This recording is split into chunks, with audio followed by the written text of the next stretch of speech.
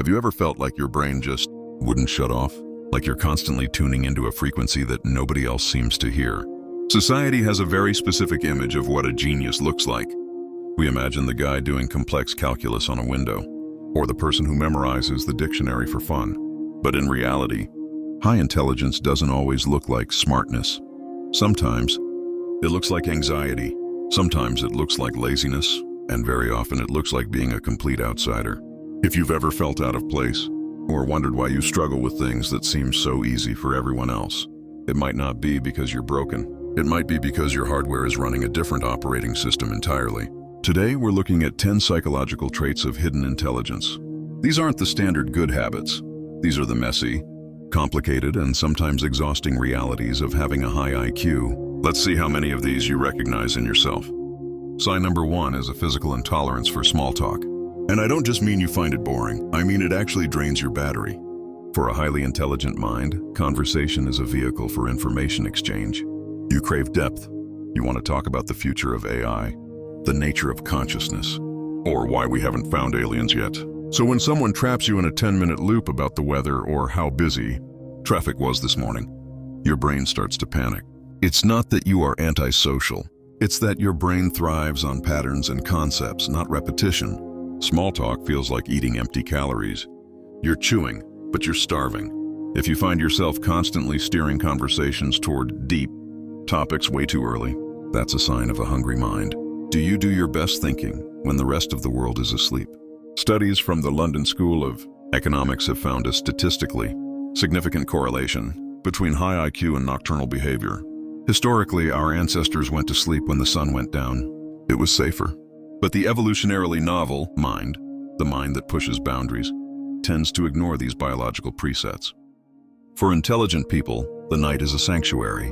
It's the only time the world is quiet enough for you to hear your own thoughts. Without the distractions of phone calls, emails, and social demands, your brain finally feels free to run at full speed. If you've been called undisciplined for staying up until 3 a.m., you might actually just be cognitively optimizing for silence. This is the cruelest joke of high intelligence. The smarter you are, the less smart you think you are. It's known as the Dunning-Kruger effect. People with lower cognitive ability often overestimate their competence because they don't know enough to know what they don't know. But you are painfully aware of how much you don't know. When you look at a subject, you see the complexity, the nuance, and the vast ocean of information you haven't grasped yet. This makes you hesitate. It makes you doubt yourself. While the loud, confident guy in the meeting is shouting the wrong answer, you are sitting quietly, terrified that you might be missing a variable. Your doubt isn't a lack of ability. It's a symptom of high-resolution thinking. If you get caught muttering to yourself in the grocery store, don't worry. You aren't crazy. You're just efficient. Psychologists have found that talking to yourself, especially when searching for items or solving problems, actually improves cognitive performance. It helps solidify memory and clarify thoughts. High IQ brains are processing information at a rate that is faster than their ability to speak. Sometimes the internal monologue spills out just to keep the buffer clear. You aren't hearing voices. You are running a debug sequence on your own thoughts. It's a way of making your abstract ideas concrete so you can analyze them better. Most people crave certainty. They want black and white answers. They want to know who the bad guy is and who the good guy is. But highly intelligent people are often comfortable, or at least capable of, holding two opposing ideas in their head at the same time.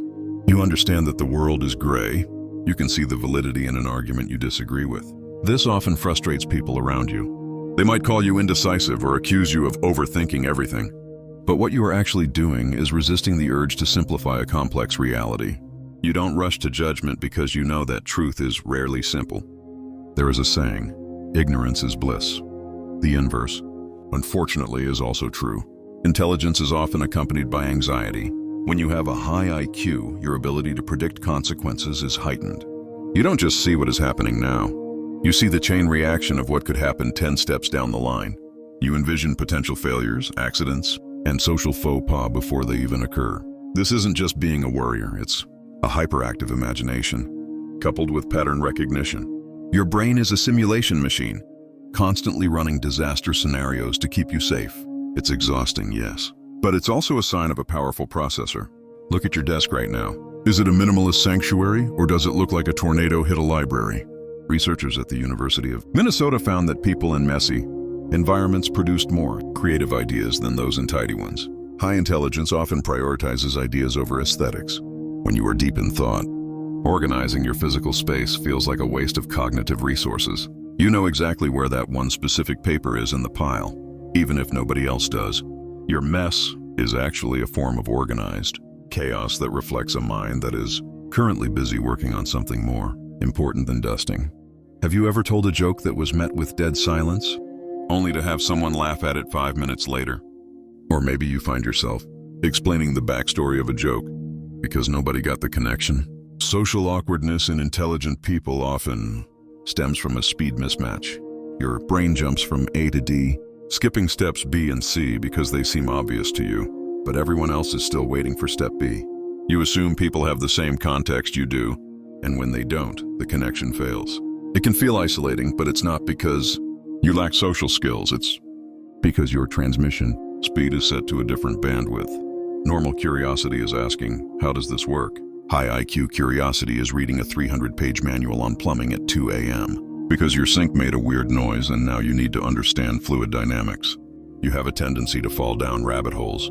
You don't just want the answer, you want the system. You get obsessed with random topics, medieval history, coding, sourdough starters, engine repair, and you consume everything about them until you master the concept.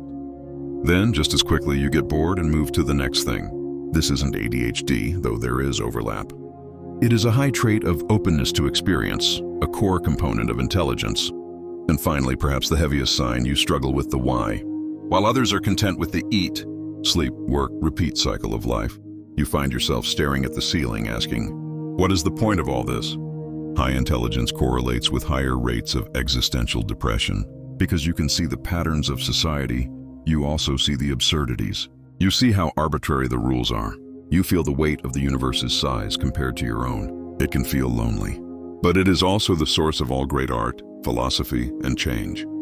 The people who question the meaning of life are the ones who end up defining it for the rest of us.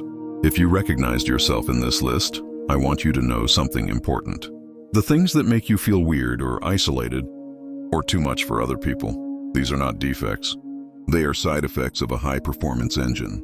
Society isn't always built for people who think in layers, or who question the rules, or who need silence to function. But that doesn't mean you need to change to fit in. It means you need to find the environments where your specific type of mind is an asset, not a liability. Don't dim your light just because it's blinding to people who are used to the dark. Which of these signs hit closest to home for you? Do you have the small talk allergy or the midnight brain? Let me know in the comments below. I read every single one. And if you want to understand more about how your mind works, make sure to hit that subscribe button. We explore the psychology of the self every single week. Thanks for watching, and keep thinking.